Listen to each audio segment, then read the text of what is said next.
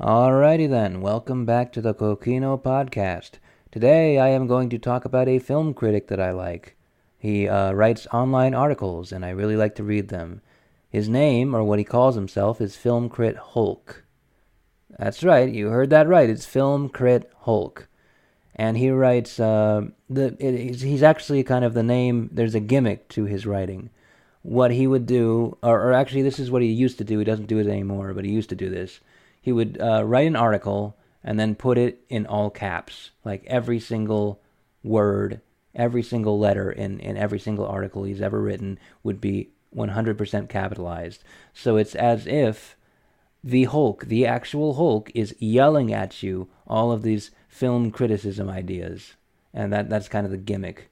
And he did that for a very specific reason, because what he tended to find out, like what he wanted to find out, or what he wanted to prove kind of, was that people judge things based upon their surface way too much. And if you do that, then you're not going to be interested in what he has to say about film, or what he actually has to say. Like, if you look at his writing and say, well, this is stupid. What a stupid idiot. What a dumbass. What a moron. Stupid gimmick.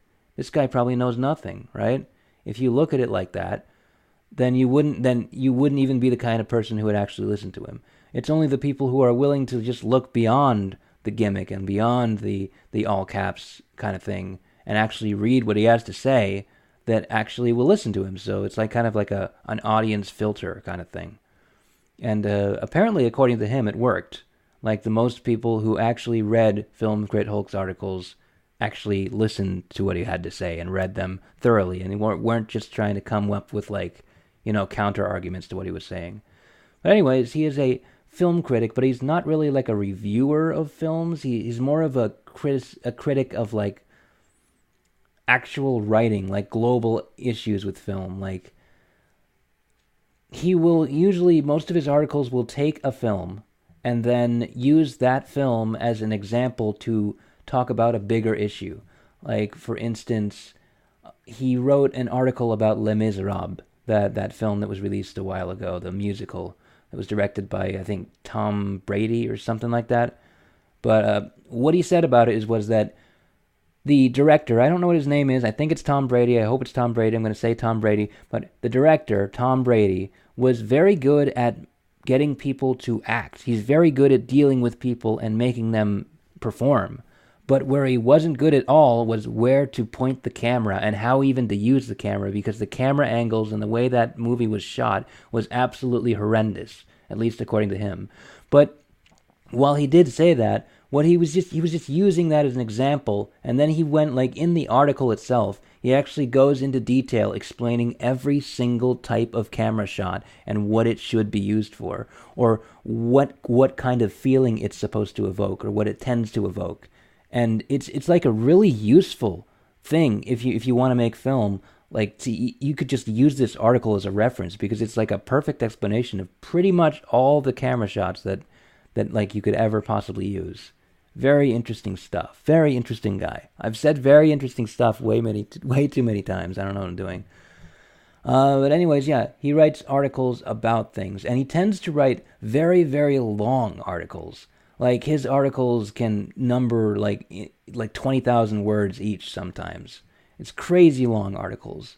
There was this one article that he wrote on the Twilight book series and the movie series that was basically kind of lambasting it for being ridiculous, but not in the same way that most people would He was lambasting it for, like, teaching little girls the wrong things about sexuality and the wrong things about, like, what it even means to be, like, a good person or whatever, like the morality of the books.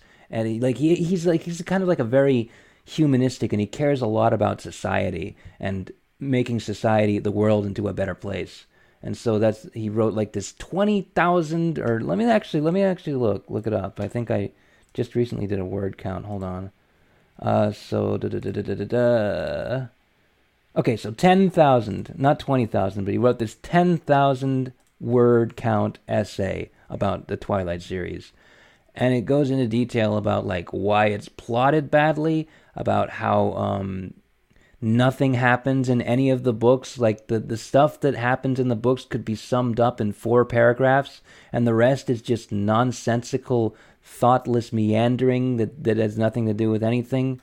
And how like none of the characters make any sense, and how like Edward and Bella, the main characters, are really not just characters. They're not actually characters. They're just kind of stand-ins where you could just insert, like, for instance, Bella is just, sometimes she's clumsy, sometimes she's, sometimes she's suave, sometimes she's smooth, sometimes she's smart, sometimes she's dumb, sometimes she's just not actually a character. She's just a bunch of characteristics sometimes. And Edward Cullen is the same way, except like there's like one characteristic they both have, that they love each other, or that they're obsessed with each other, and that Edward is obsessed with like controlling Bella, and that how that's like a really creepy thing that's awful, and it says awful things about, like, it teaches people who read that, especially the target audience of like teenage girls, very bad things about what to expect in relationships and all kinds of stuff like that. He goes into a lot of detail in that article too. And so, yeah, he's a very smart dude.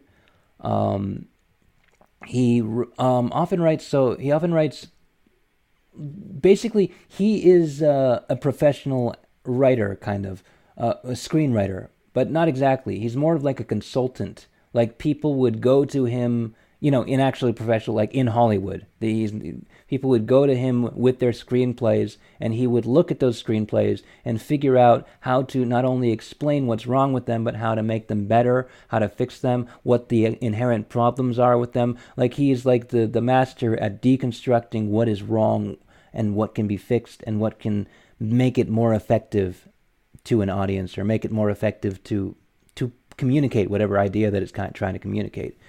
Just very smart about film. I got into him basically through another movie critic that I used to watch videos of, called Movie Bob.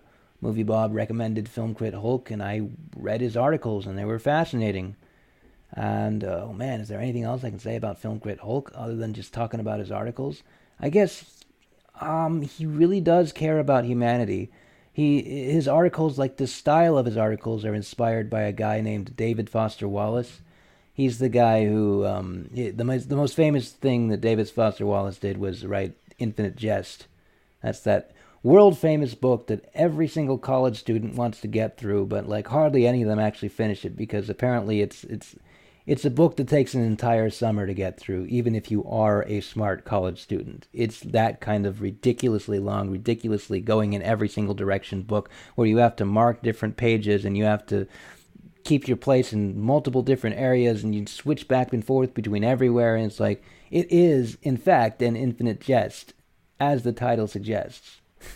But anyways, he's inspired by David Foster Wallace, because David Foster Wallace also wrote essays, and the style that David Foster Wallace tends to write an essay in is he starts with this kind of really long story that, like, the introduction to the essays that David Foster Wallace does are almost longer than the things he has to say, but it kind of like lulls you into the situation, like he lulls you into what he's talking about, and then he goes in on the really hard, like, analytical stuff later once he gets you in. It's very interesting. It's very cool. I can only say very cool and very interesting. I mean, I better come up with better words to describe things, I think. So Film Crit Hulk also does that.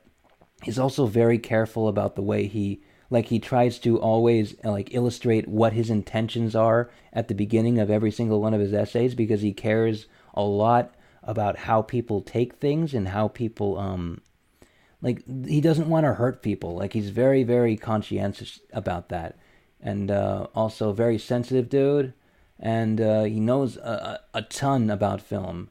He has studied film, and he knows how to make it, and he knows what makes it tick. Really cool guy. You should read some of his articles if you haven't. That's all I gotta say. We're approaching the end. We got about 30 seconds left, so what else? I mean, like, he also recommended books at one time. He wrote this article where he recommended all of the there's 1,000 books that he recommended, and he in each of those books he wrote like a paragraph or so explaining why he was recommending them, and that's something that a lot of people don't tend to do. They tend to just recommend a book. Like me, that's what I would do. I just recommend a book and say, yeah, it's good, but I'd never explain why. But he would like go into detail and explain exactly why it was good and why you should read it. And yeah, he's a cool guy, good critic, like him. Read his stuff if you haven't. This has been the Kokino Podcast. Hope this one came out okay. I don't even know. See you later.